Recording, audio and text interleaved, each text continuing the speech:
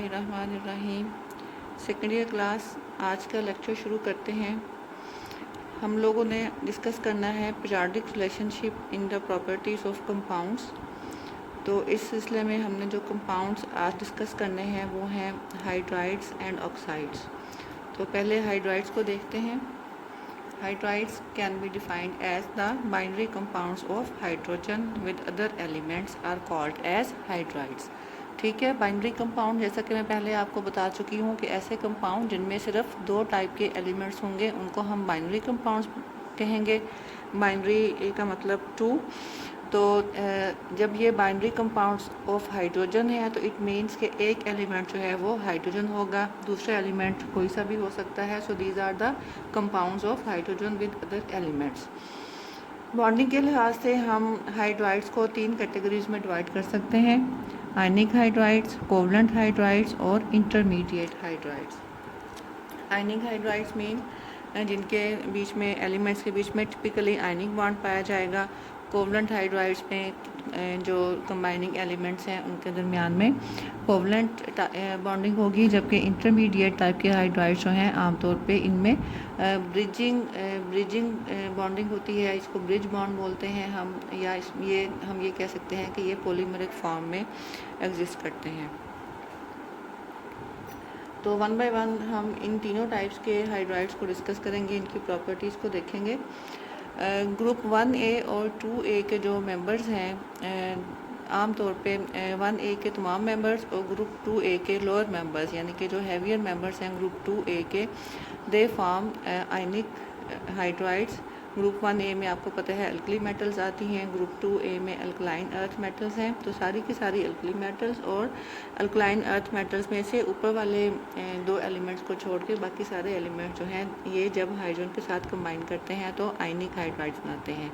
तो जाहिर है कि आयनिक हाइड्राइड्स में पॉजिटिव और नेगेटिव आयन्स होंगे। ओब्वियसली पॉजिटिव आयन जो है वो मेटल का होगा और हाइड्रोजन जो है वो इसमें नेगेटिव आयन की फॉर्म में होती है, जिसको हम हाइड्राइड आयन बोलते हैं। हाइड्रोजन का नेगेटिव आयन जो है it is called as hydride ion. इन हाइड्राइड्स को अगर हम ऑब्जर्व करें, इनकी फ़िज़िकल प्रॉपर्टीज़ देखें तो ये हाइड्राइड्स जो हैं they are crystalline solids, crystalline form में होते हैं। और ज़ाहिर है कि आपको पता है कि क्रिस्टलाइन कंपाउंड्स के मेल्टिंग पॉइंट्स और बॉइलिंग पॉइंट जो हैं वो काफ़ी ज़्यादा होते हैं। सो इनके भी मेल्टिंग और बॉइलिंग पॉइंट जो हैं वो काफ़ी हाई हैं and they can conduct electricity in the molten state. अब जब इनको मेल्ट किया जाए तो उस फॉर्म में ये इलेक्ट्रिसिटी कंडक्ट कर सकते हैं। उसके बाद जब हम थोड़ा सा राइट की तरफ मूव करते हैं तो ट्रेंड जो है वो आयनिक से कोवलेंट की तरफ मूव करता है। आयनिक के बाद हमारे पास थोड़े से आगे वाले जो एलिमेंट्स हैं, जब आप पीरियड वाइज लेफ़्ट से राइट साइड पे मूव करेंगे तो आयनिक के बाद जो है वो इंटरमीडिएट हाइड्राइड्स आएंगे। इंटरमीडिएट हाइड्राइड्स में आपके पास, जैसे मैंने पहले बताया कि ग्रुप 2A के जो अपर मेंबर्स हैं बेरिलियम और मैग्नीशियम, उसके बाद ग्रुप 3B के मेंबर्स ग्रुप 2B के मेंबर और ग्रुप 3A के कोई बहुत नीचे वाले एक दो मेंबर्स जो हैं, ये चंद एक एलिमेंट्स ऐसे हैं जो कि हाइड्रोजन के साथ मिलकर इंटरमीडिएट टाइप के हाइड्राइड्स बनाते हैं। जैसा कि मैंने पहले बताया कि इंटरमीडिएट हाइड्राइड्स जो हैं ये आमतौर पे पॉलीमरिक स्ट्रक्चर इनमें एग्जिस्ट करते हैं, जिसमें मेटल एटम जो है वो आमतौर पे ब्रिज के तौर पे काम करता है। और इनकी नेचर जो है वो बॉन्ड की नेचर जो है वो कोवलेंट होती है, लेकिन ये मॉलिक्यूल फॉर्म में नहीं बल्कि पॉलीमरिक फॉर्म में एग्जिस्ट करते हैं। कोवलेंट हाइड्राइड्स की प्रॉपर्टीज़ जो हैं वो इंटरमीडिएट हाइड्राइड्स की प्रॉपर्टीज़ जो हैं वो आयनिक हाइड्राइड्स और कोवलेंट हाइड्राइड्स के बीच में इनके दरमियान में जो हैं वो पाई जाती हैं। इनकी कुछ प्रॉपर्टीज़ इनकी आयनिक हाइड्राइड्स के साथ मैच करती हैं और कुछ प्रॉपर्टीज़ जो हैं वो कोवलेंट हाइड्राइड्स के साथ कंपेरेबल हैं। उसके बाद हम बात करेंगे कोवलेंट हाइड्राइड्स की। तो कोवलेंट हाइड्राइड्स में क्योंकि कोवलेंट बॉन्ड पाया जाता है और आपको पता है कि कोवलेंट बॉन्ड जो है वो आयनिक बॉन्ड के मुकाबले में वीक होता है, सो इसीलिए कोवलेंट हाइड्राइड्स जो हैं आमतौर पे वो सॉलिड फॉर्म में नहीं बल्कि गैसियस फॉर्म में पाए जाते हैं, या लिक्विड, और लिक्विड भी ऐसे जो कि हाईली वोलेटाइल हैं। हाईली वोलेटाइल मीन्स जो आसानी से वेपर्स में कन्वर्ट हो जाते हैं। दे इनकी प्रॉपर्टीज़ में इसके अलावा सॉल्युबिलिटी अगर आप देखें तो ये ऑर्गेनिक सॉल्वेंट्स में सॉल्युबल होते हैं आमतौर पे, क्योंकि आयनिक ऑर्गेनिक सॉल्वेंट जो हैं उनमें भी कोवलेंट बॉन्डिंग पाई जाती है, तो ये आसानी से इनको अपने अंदर डिज़ोल्व कर सकते हैं। और अगर हम एक पीरियड में लेफ़्ट टू राइट मूव करें तो आमतौर पे स्टेबिलिटी ऑफ कोवलेंट हाइड्राइड जो है it increases from left to right in a period and decreases from top to bottom in a group. ठीक है, लेफ़्ट टू राइट जब हम मूव करेंगे कोवलेंट कंपाउंड्स कोवलेंट हाइड्राइड्स की स्टेबिलिटी जो है वो इंक्रीज़ करेगी और टॉप टू बॉटम डिक्रीज़ करेगी।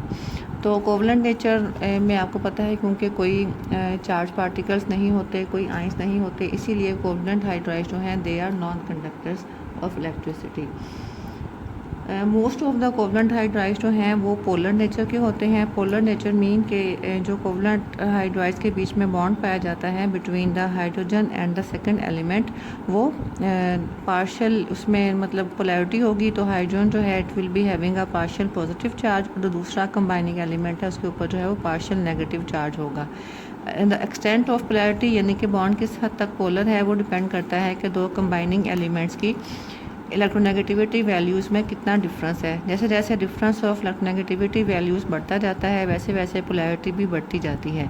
तो ये डिफरेंस ऑफ इलेक्ट्रोनेगेटिविटी जो है बढ़ता है एलिमेंट्स हाइड्रोजन का एलिमेंट्स के मुकाबले में जब हम लेफ़्ट टू राइट मूव करें, यानी कि राइट साइड के जो एलिमेंट्स हैं जब वो कंबाइन करते हैं हाइड्रोजन के साथ, जैसा कि ऑक्सीजन है, क्लोरीन, फ्लोरीन वगैरह हैलोजन टाइप के एलिमेंट्स हैं, नाइट्रोजन है, जब ये एलिमेंट्स कंबाइन करेंगे हाइड्रोजन के साथ तो जाहिर है कि कोवलेंट हाइड्राइड्स बनेंगे और इन एलिमेंट्स का जो इलेक्ट्रोनेगेटिविटी वैल्यूज़ का डिफरेंस है हाइड्रोजन के मुकाबले में वो भी काफ़ी ज़्यादा है, क्योंकि इनकी इलेक्ट्रोनेगेटिविटीज़ काफ़ी ज़्यादा हैं, हाइड्रोजन की इलेक्ट्रोनेगेटिविटी कम है। तो इसीलिए जब हम period wise left to right move करते हैं तो कोवलेंट हाइड्राइड्स की पोलैरिटी जो है वो भी इंक्रीज़ करती जाती है।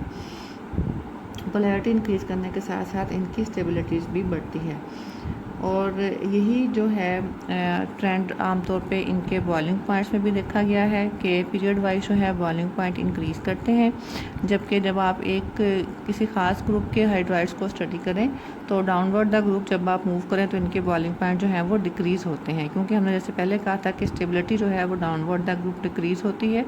जब स्टेबिलिटी डिक्रीज़ होगी तो बॉइलिंग पॉइंट्स भी डिक्रीज़ होंगे। फॉर एग्ज़ाम्पल अगर आप देखें बॉइलिंग पॉइंट्स यहाँ पे मैंने लिखे हैं ग्रुप 4A के हाइड्राइड्स और ग्रुप 5A के हाइड्राइड्स। 4A के हाइड्राइड्स में आपके पास आते हैं कार्बन का हाइड्राइड, मीथेन है, सिलिकॉन का हाइड्राइड, साइलेन, जर्मेनियम हाइड्राइड और टिन हाइड्राइड, स्टेनस हाइड्राइड। तो अगर आप इनके बॉइलिंग पॉइंट्स देखें -164, फिर ज़्यादा होके -12, -90 और -52, यानी कि जो जो हम डाउनवर्ड द ग्रुप जा रहे हैं बॉइलिंग पॉइंट जो हैं वो इंक्रीज़ हो रहे हैं। सिमिलरली ग्रुप 5A के मेंबर्स देखें उसमें आते हैं ऑक्सीजन, सल्फ़र, सेलेनियम और टेलोरियम। इनके अगर आप हाइड्राइड्स के बॉइलिंग पॉइंट स्टडी करते हैं तो वाटर है ऑक्सीजन का हाइड्राइड, इसका बॉइलिंग पॉइंट जो है वो 100 है। ये एक extra ordinary high boiling point है। हालांकि हमने कहा कि बॉइलिंग पॉइंट जो है वो डाउनवर्ड ग्रुप डिक्रीज़ करेंगे, लेकिन ये ग्रुप 5 और नाइट्रोजन फैमिली में ये ट्रेंड जो है वो थोड़ा सा ओबे नहीं होता कि नाइट्रोजन फैमिली में उसका नाइट्रोजन का हाइड्राइड जो है अमोनिया है। इस तरह से हैलोजन फैमिली में फ्लोरीन का हाइड्राइड हाइड्रोफ्लोरिक एसिड HF और ऑक्सीजन फैमिली में ऑक्सीजन का हाइड्राइड वाटर। ये 3 हाइड्राइड्स ऐसे हैं जो कि अपने ग्रुप में अलग से ट्रेंड शो करते हैं। इनमें इन टॉप मेंबर्स के बॉइलिंग पॉइंट ज़्यादा हैं। इस टॉप मेंबर को छोड़ के बाकी ग्रुप में जो है वो आपके पास वही ट्रेंड है कि डाउनवर्ड द ग्रुप जो है बॉइलिंग पॉइंट इंक्रीज़ कर रहा है। -59.6 है, फिर -41.3 है, -1.8 है। तो ये ऊपर वाले मेंबर्स जो हैं ग्रुप 5, 6 और 7 के, यानी कि जिसमें आपके पास आते हैं सॉरी ये ग्रुप 5A नहीं बल्कि ये ग्रुप 6A के मेंबर्स हैं ऑक्सीजन, सल्फ़र, सेलेनियम और टेलुरियम। ग्रुप 5A में आपके पास आती है नाइट्रोजन फैमिली, ठीक है, यानी कि सबसे ऊपर जो है वो नाइट्रोजन है उसमें, उसके बाद नीचे फॉस्फोरस है, एस्टाटीन है, एंटीमनी है और बिस्मथ है। और ग्रुप 6A में आपके पास ये वाले मेंबर्स आते हैं ऑक्सीजन, सल्फ़र, सेलेनियम और आपके पास आता है टेलोरियम। उसके बाद ग्रुप 7A इसमें आपके पास आती हैं हेलोजेंस, फ्लोरीन, क्लोरीन, बोरोमीन, आयोडीन।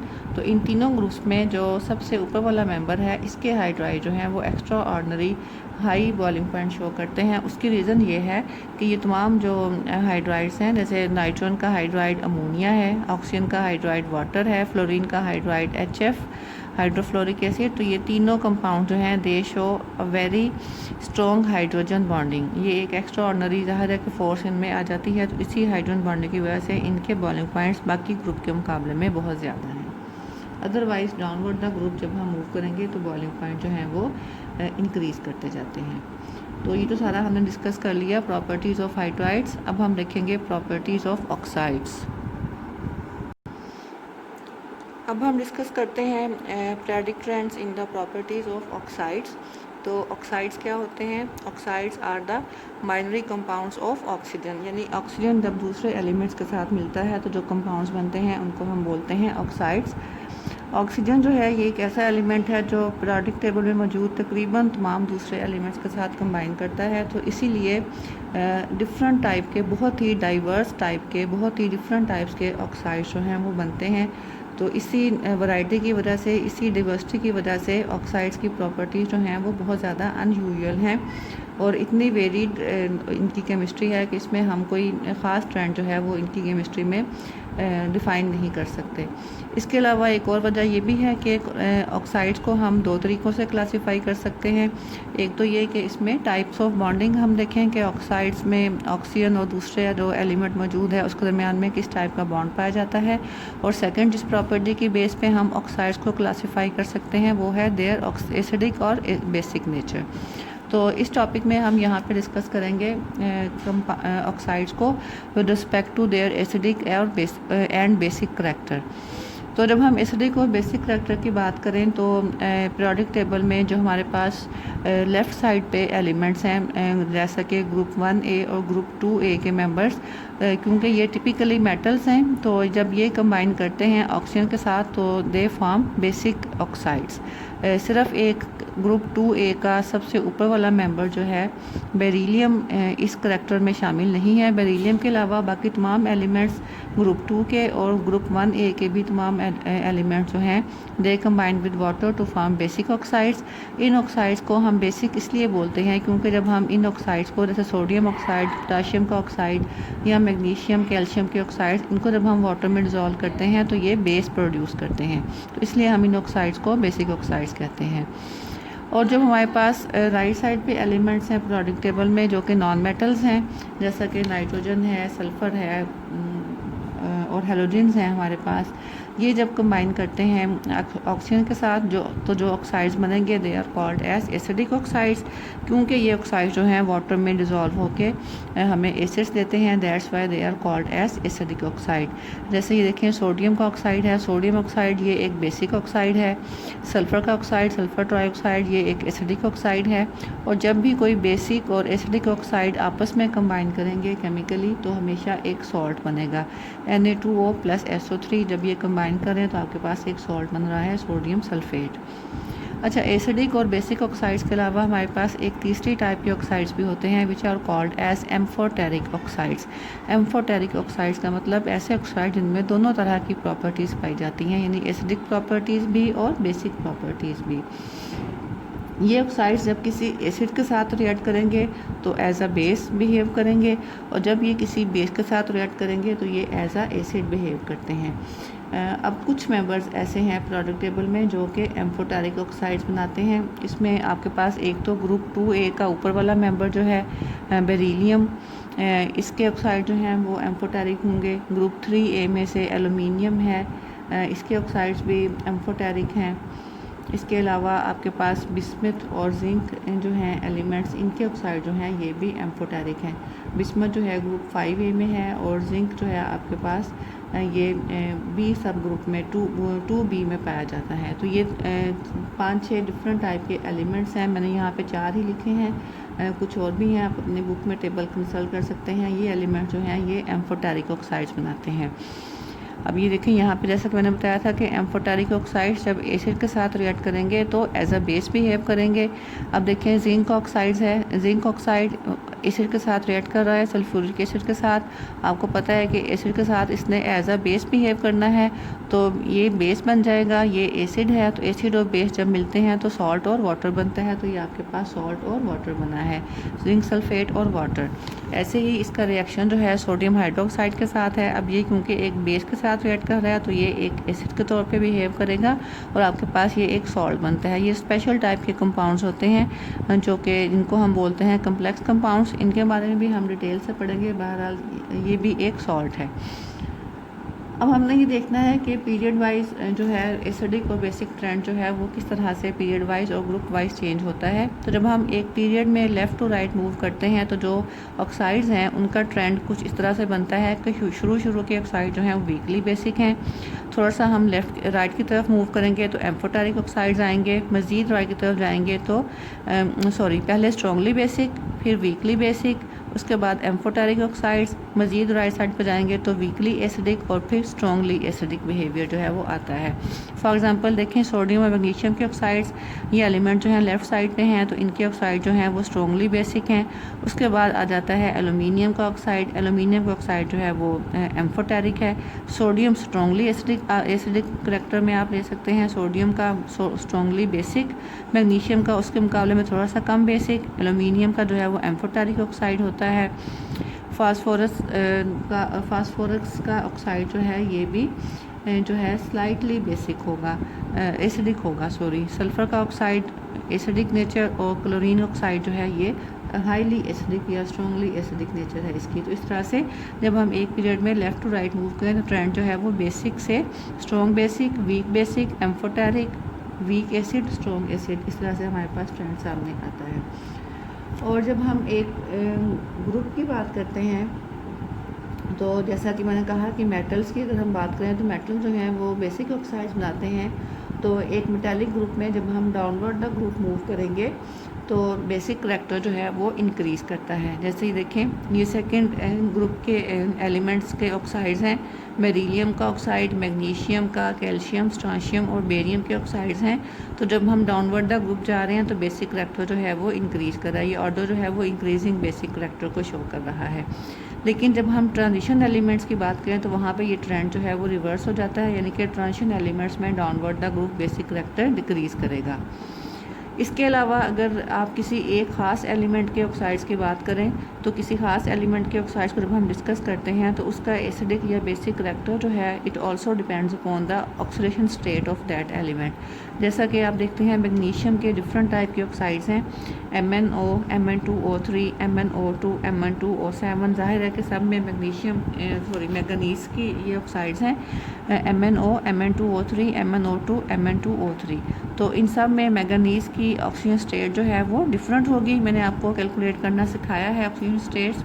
यहाँ पे मैंगनीज़ की ऑक्सीजन स्टेट जो है वो +2 है, यहाँ पे मैंगनीज़ की ऑक्सीजन स्टेट जो है वो +3 है, यहाँ पे +4 है और यहाँ पे आपके पास आती है +7। आप खुद भी इसको कैलकुलेट करके प्रैक्टिस कीजिएगा। तो आप देखते हैं कि जैसे जैसे मेटल एटम की ऑक्सीजन स्टेट इंक्रीज़ कर रही है वैसे वैसे एसिडिक करैक्टर जो है वो भी इस जो ऑक्साइड्स का वो इंक्रीज़ कर रहा है। ठीक है, यानी कि MnO सबसे कम एसिडिक होगा और Mn2O7 जो है वो सबसे ज़्यादा एसिडिक होगा। ठीक है, और अगर आप बेसिक करैक्टर की टर्म में बात करें तो फिर आप कहेंगे कि बेसिक करैक्टर जो है वो ऑक्सीजन स्टेट बढ़ने के साथ साथ डिक्रीज़ कर रहा है। MnO सबसे ज़्यादा बेसिक होगा, फिर ये उससे कम और Mn2O7 जो है वो सबसे कम बेसिक होगा। तो इसके साथ ही हमारा टॉपिक जो है properties, periodic trend in the properties of compound जो है ये कंप्लीट हो गया। नेक्स्ट लेक्चर तक के लिए अल्लाह हाफिज़।